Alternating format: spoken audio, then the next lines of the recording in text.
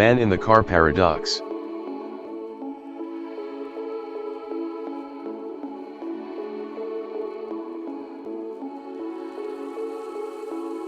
The best part of being a valet is getting to drive some of the coolest cars to ever touch pavement.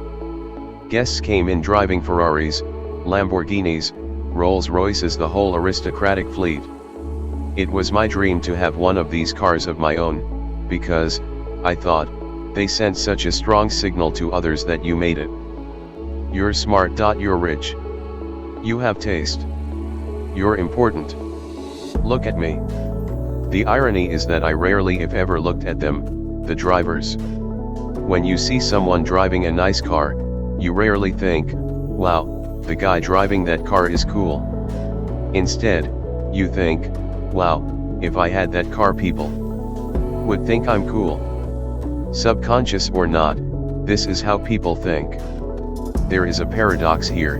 People tend to want wealth to signal to others that they should be liked and admired. But in reality, those other people often bypass admiring you, not because they don't think wealth is admirable, but because they use your wealth as a benchmark for their own desire to be liked and admired. My point here is not to abandon the pursuit of wealth, or even fancy cars. I like both. It's a subtle recognition that people generally aspire to be respected and admired by others, and using money to buy fancy things may bring less of it than you imagine. If respect and admiration are your goal, be careful how you seek it. Humility, kindness, and empathy will bring you more respect than horsepower ever will.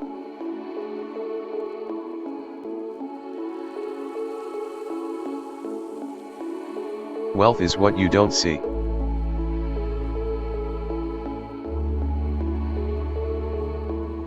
Money has many ironies.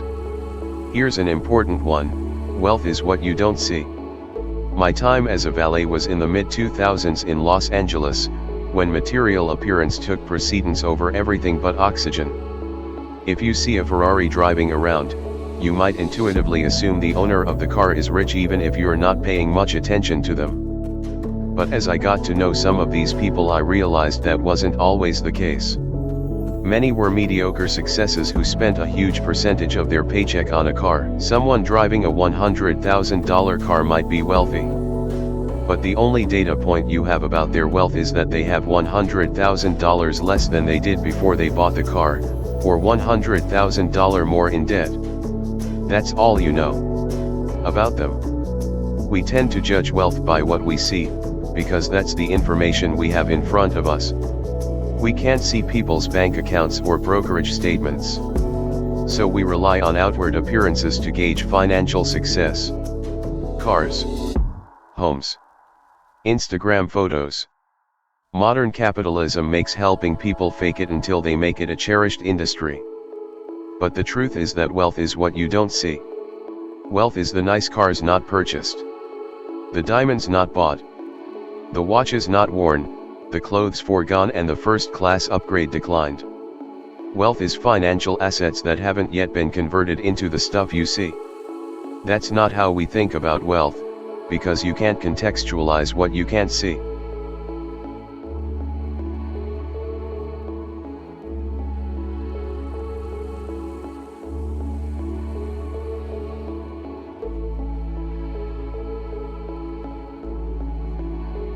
Singer Rihanna nearly went bankrupt after overspending and sued her financial advisor.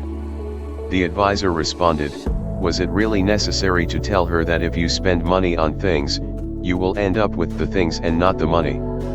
Investor Bill Mann once wrote, "There is no faster way to feel rich than to spend lots of money on really nice things. But the way to be rich is to spend money you have, and to not spend money you don't have. It's really that simple." It is excellent advice, but it may not go far enough. The only way to be wealthy is to not spend the money that you do have. It's not just the only way to accumulate wealth, it's the very definition of wealth. Wealth is hidden. It's income not spent. Wealth is an option not yet taken to buy something later. Its value lies in offering you options, flexibility, and growth to one day purchase more stuff than you could right now.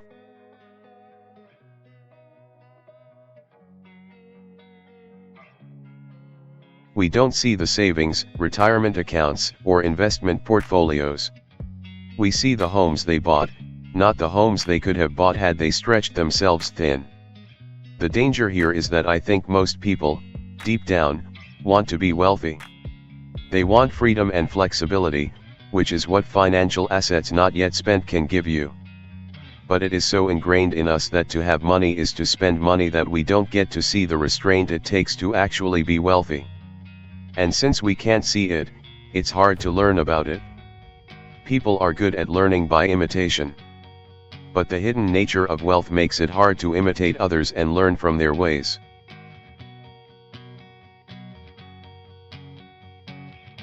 The world is filled with people who look modest but are actually wealthy, and people who look rich who live at the razor's edge of insolvency. Keep this in mind when quickly judging others' success and setting your own goals.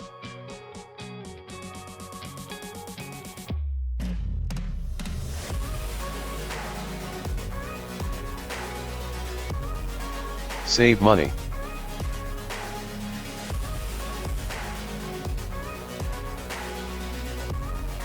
The first idea, simple, but easy to overlook, is that building wealth has little to do with your income or investment returns, and lots to do with your savings rate. Investment returns can make you rich. But whether an investing strategy will work, and how long it will work for, and whether markets will cooperate, is always in doubt. Results are shrouded in uncertainty. Personal savings and frugality, finances, conservation and efficiency are parts of the money equation that are more in your control and have a 100% chance of being as effective in the future as they are today.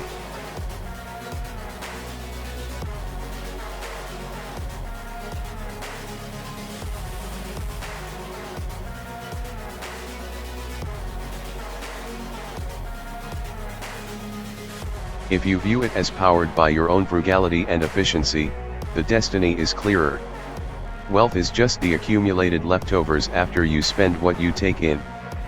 And since you can build wealth without a high income, but have no chance of building wealth without a high savings rate, it's clear which one matters more. More importantly, the value of wealth is relative to what you need. Say you and I have the same net worth. And say you're a better investor than me. I can earn 8% annual returns and you can earn 12% annual returns. But I'm more efficient with my money. Let's say I need half as much money to be happy while your lifestyle compounds as fast as your assets. I'm better off than you are, despite being a worse investor. I'm getting more benefit from my investments despite lower returns.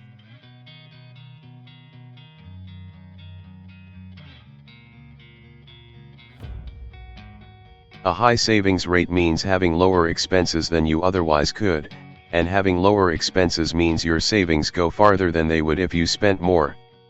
Think of it like this, and one of the most powerful ways to increase your savings isn't to raise your income. It's to raise your humility. When you define savings as the gap between your ego and your income, you realize why many people with decent income save so little. It's a daily struggle against instincts to extend your peacock feathers to their outermost limits and keep up with others doing the same. People with enduring personal finance success, not necessarily those with high incomes, tend to have a propensity to not give a damn what others think about them.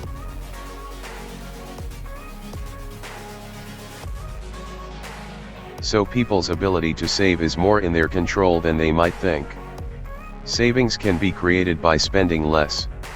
You can spend less if you desire less. And you will desire less if you care less about what others think of you.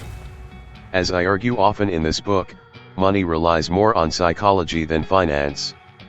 And you don't need a specific reason to save. Some people save money for a down payment on a house, or a new car, or for retirement. That's great, of course. But saving does not require a goal of purchasing something specific. You can save just for saving's sake. And indeed you should. Everyone should. Another benefit of savings that isn't attached to a spending goal is what we discussed, is gaining control over your time. Everyone knows the tangible stuff money buys. The intangible stuff is harder to wrap your head around, so it tends to go unnoticed. but the intangible benefits of money can be far more valuable and capable of increasing your happiness than the tangible things that are obvious targets of our savings. That flexibility and control over your time is an unseen return on wealth. When you don't have control over your time, you're forced to accept whatever bad luck is thrown your way. But if you have flexibility, you have the time to wait for no-brainer opportunities to fall in your lap. This is a hidden return on your savings.